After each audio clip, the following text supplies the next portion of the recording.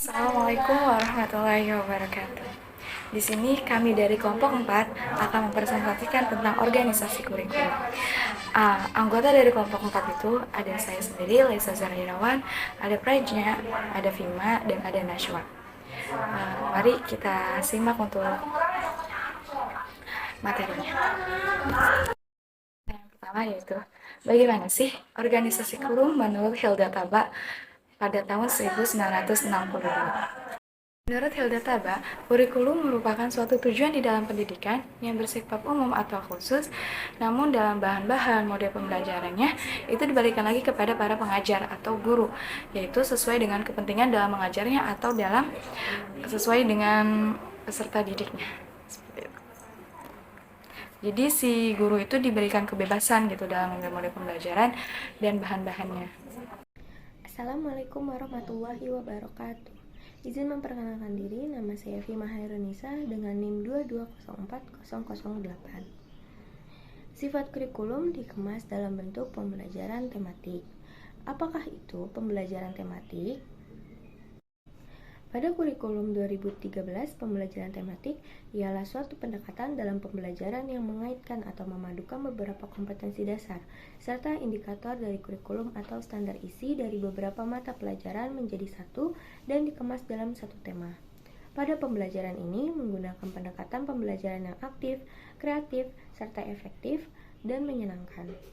Bertujuan untuk melibatkan siswa secara aktif di dalam proses pembelajaran dengan melihat minat, bakat, serta kemampuan siswa sehingga siswa dapat termotivasi untuk terus-menerus belajar. Izin memperkenalkan diri, nama saya Pradnya Saira Patanaya dengan NIM 2200267. Di sini saya akan menjelaskan mengenai pendekatan saintifik. Pendekatan saintifik ini lebih mengarah pada model pendidikan yang memberikan ruang kepada siswa untuk berkembang sesuai potensi kecerdasan yang dimilikinya.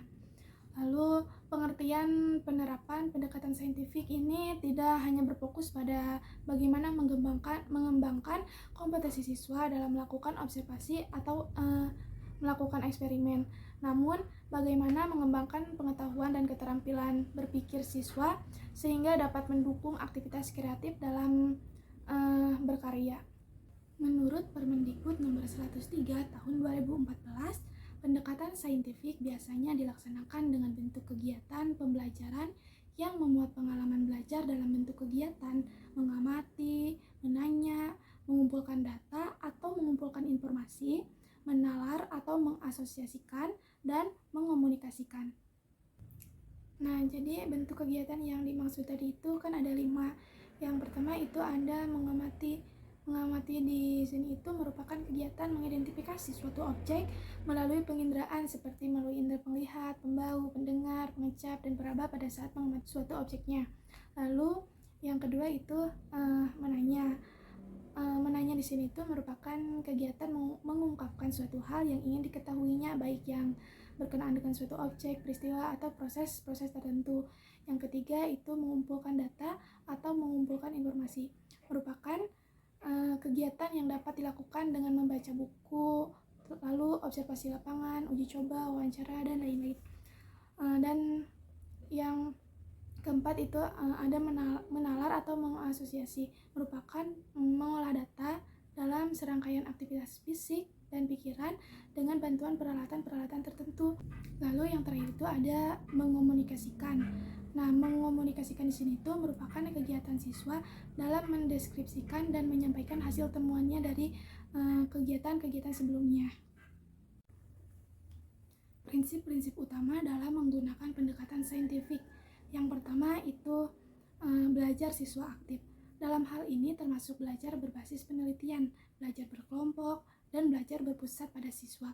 Tidak hanya itu, jadi di dalam belajar siswa aktif ini adanya asesmen atau pengukuran kemajuan belajar siswa dibandingkan dengan target pencapaian tujuan belajar atau biasanya disebut evaluasi. Lalu yang kedua itu keberagaman. Keberagaman di sini itu mengandung makna pendekatan saintifik, mengembangkan pendekatan keragaman. Pendekatan ini membawa konsekuensi siswa unik, kelompok siswa unik, termasuk keunikan dari kompetensi materi, instruktur, pendekatan, dan metode mengajar. Lalu yang ketiga itu metode ilmiah. Nah, kalau metode ilmiah itu yaitu teknik merumuskan pertanyaan dan menjawab melalui kegiatan observasi dan melakukan percobaan.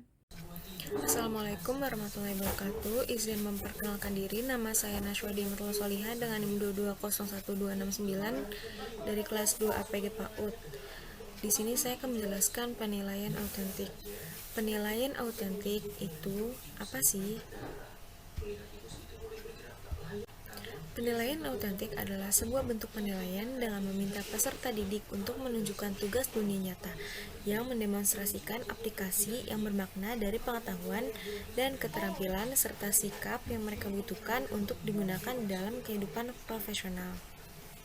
Adapun karakteristik penilaian dari autentik diantaranya berpusat pada peserta didik, merupakan bagian terintegrasi dari pembelajaran, bersifat kontekstual dan bergantung pada konten pembelajaran, merefleksikan kompleksitas belajar, menggunakan metode atau prosedur yang bervariasi, menginformasikan cara pembelajaran atau program pengembangan yang seharusnya dilakukan, dan bersifat kualitatif.